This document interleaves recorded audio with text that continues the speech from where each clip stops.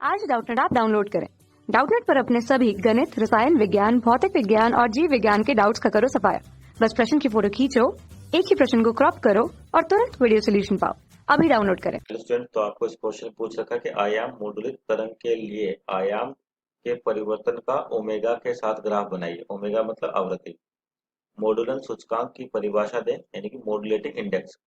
प्रभावी आयाम मॉडुलन के लिए इसका महत्व बताएं, यानी कि आपके पास जो अ, आयाम बढ़ता है उसमें मॉडुलन सूचकांक यानी कि मॉड्यूलेटिंग इंडेक्स का क्या रोल रहता है, ये बताना है।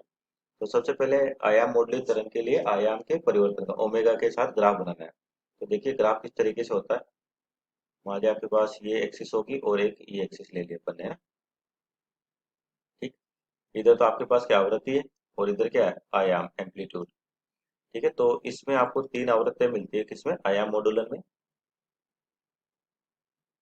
तो तीन आयाम मिलते हैं ना, इस तरीके से। ठीक, तो और जो आयाम मॉडुलित तरंग है उसमें कौन कौन सी तरंगे होती है। एक तो मॉडुलित तरंग होती है, यानी कि जो मेन सिग्नल होता है, ठीक है ना, या इसको आधार तरंग भी कहते हैं, मॉडुलित तरंग। ठीक है ना। तो इसकी जो आवृत्ति होती है आपके पास ओमेगा एम, और दूसरी होती है इसके अंदर वाहक तरंग, यानी कि करियर वेव जिसको कहते हैं अपन, है ना। तो इसकी आवृत्ति मान लीजिए ओमेगा सी है। तो आपको तीन आवृत्ति मिलती है, एक तो मिलती है omega M plus omega C, ठीक है ना।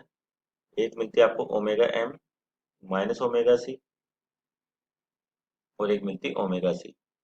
तो इसके कोरस्पॉन्डिंग जो आपका आयाम होता है, ये दो आपको दिख रही है, ये होता है म्यू ए सी बटे दो। ठीक है, और इसके सापेक्ष आपको जो आयाम मिलता है वो होता है ए सी। ठीक है, तो ये पहला तो आपके पास ग्राफ दे रखा है किस किस का, आयाम का और आवृत्ति के साथ, किसके लिए, आयाम मॉडुलित तरंग के लिए। उसके बाद पूछा मॉडुलेटिंग सूचकांक क्या होता है, तो ये म्यू लिखा हुआ है ना, ये आपका म्यू, ये मॉडुलन सूचकांक ही होता है आपके पास। तो इसकी परिभाषा की बात करें तो आपका जो म्यू होता है, यानी कि मॉडुलन सूचकांक,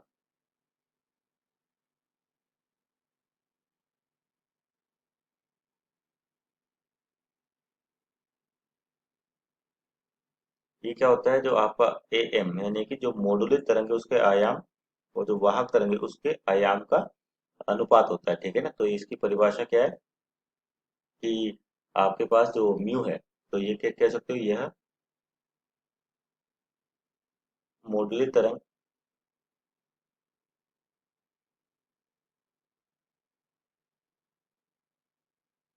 तथा वाहक तरंग, यानी करियर वेव। ध्यान रखें इसका क्या नाम होता है आपके पास, वाहक तरंग को क्या बोलते हो आप, करियर वेव बोलते हैं ना, वाहक तरंग के आयाम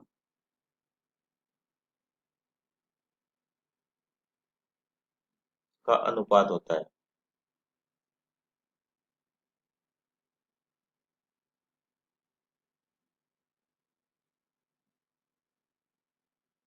ठीक है, तो ये इसकी परिभाषा होगी।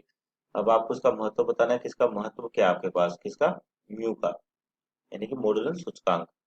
तो ध्यान रखें कि आपका जो म्यू होता है ना, यही क्या होता है, जो सिग्नल आपके ट्रांसमिट होते हैं, ट्रांसमीटर से बाहर निकलते हैं, तो जो ट्रांसमिटेड सिग्नल है उनकी क्वालिटी को बताता है, यानी कि उसकी गुणवत्ता को बताता है। तो क्या लिख सकते हो आप यहाँ आपके पास, यानी कि जो संचरित तरंगे होती है, यानी कि ट्रांसमिटेड वेव, है ना। तो संचरित, सॉरी, क्या होता है ये, जो आपकी ट्रांसमिटेड सिग्नल यानी कि संचारित तरंग। ठीक है, की गुणवत्ता को बताता है, की गुणवत्ता को।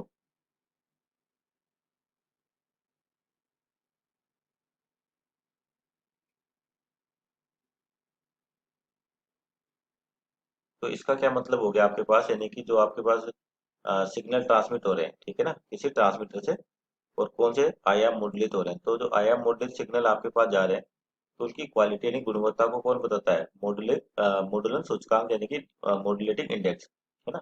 तो ये जितना सही होगा आपके पास, उतना आपके पास जो ट्रांसमीटर सिग्नल है उसकी गुणवत्ता बनी रहती है ना। तो आपको जो सिग्नल है रिसीविंग स्टेशन पे जो मिलता है, तो आपके अंदर उस सिग्नल के अंदर क्या होगी, जो भी आपके पास इंफॉर्मेशन आप भेज रहे हो तो आपको वो इंफॉर्मेशन दूसरी जगह मिल जाती है। तो ये इसका मेन रोल है कि आपके पास गुणवत्ता को बताता है ये। ठीक है, तो ये था आपके पास। ध्यान रखिए कि जो आपके पास ट्रांसमीटर सिग्नल्स होते हैं, यानी कि आयाम मॉडुलेट तरंग के बाद जो आयाम मॉडुलन होता है उसको अपन ट्रांसमीटर से भेजते हैं, तो उसकी गुणवत्ता इसी फैक्टर को या यही फैक्टर डिसाइड करता है। Okay, thank you. कक्षा 6वीं से 12वीं से लेकर नीट, IIT, JEE वो एडवांस के लेवल तक 1 करोड़ से ज्यादा छात्रों का भरोसा। आज ही डाउनलोड करें डाउटनेट ऐप या व्हाट्सएप करें अपने सारे डाउट्स 8400 400 400 पर।